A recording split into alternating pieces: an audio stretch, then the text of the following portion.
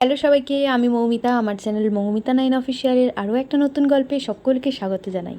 আশা করি সবাই ভালো আছেন, সুস্থ আছেন। আমিও অনেক ভালো আছি। Happy birthday to you, happy birthday to you dear Ma, happy birthday to you.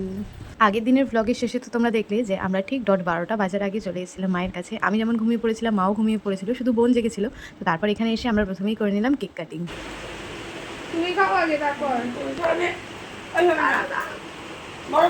Hello সবাইকে, আরও একটা নতুন ব্লগে।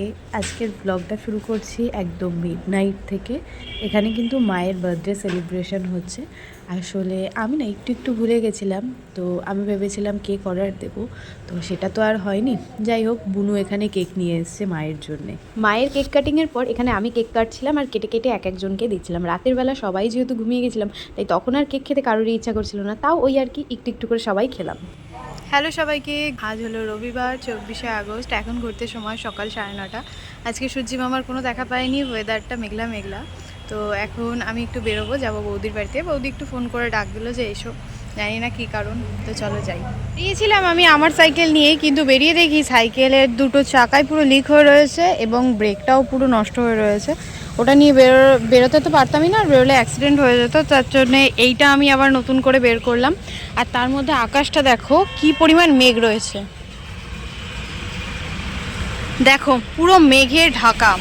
এই দিকের আকাশ পুরো মেঘে ঢাকা, আর এদিকটা হালকা হালকা যেন একটা নীল আকাশ দেখা যাচ্ছে। ওই দেখো দূরে।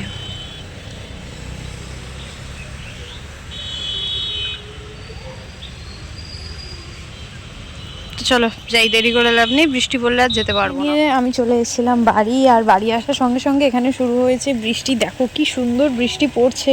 হা হা হা, আমার ফোনটা গেলেই হলো। আর তার মধ্যে আজকে একটা জবা ফুল ফুটেছে, কি দারুণ লাগছে ফুলটা দেখতে। আর তার মধ্যে এই বৃষ্টিতে ভিজে ভিজে মা গেছে এখন গাছ বসাতে। ও মা, ভেতরে চলো, বৃষ্টি থামুক তারপর বসাবে। আজকে আমার মায়ের জন্মদিন, তাই আমার মা আজকে আমাদের ট্রিট দিচ্ছে। হ্যাঁ, মা আমাদের খাওয়া দাওয়ার ব্যবস্থায় রেখেছে চিকেন কষা।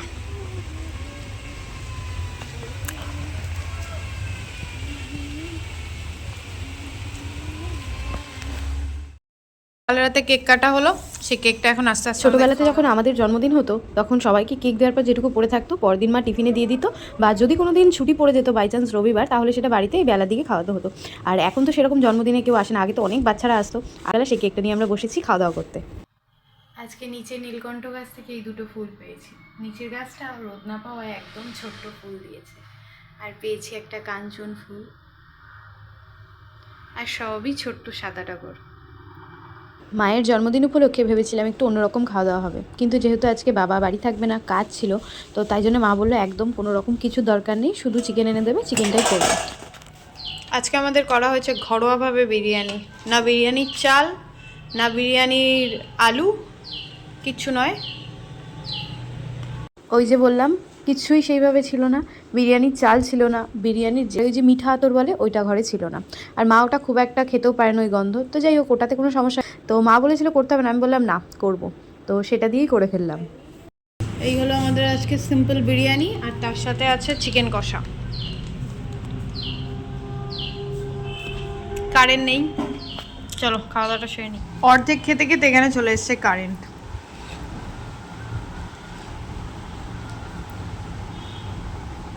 মায়ের জন্য এই থালাটা আমি আর বুনু সাজিয়েছি। এখানে দিয়েছি একটুখানি বিরিয়ানি, মা লুচি খেতে ভীষণ ভালোবাসে, তাই লুচি করেছি। আর করেছি এখানে কুমড়ো ভাজা, উচ্ছে ভাজা, স্যালাড ছিল, আর মিষ্টি আর চিকেন। তো আজকের ব্লগটা এইটুকুই। সবার কেমন লাগলো অবশ্যই জানিয়ে দিও। ভালো লাগলে লাইক করো, নতুন হলে শেয়ার করো। নেক্সট ব্লগে দেখা হবে। ভালো থেকো, সুস্থ থেকো। Thanks for watching.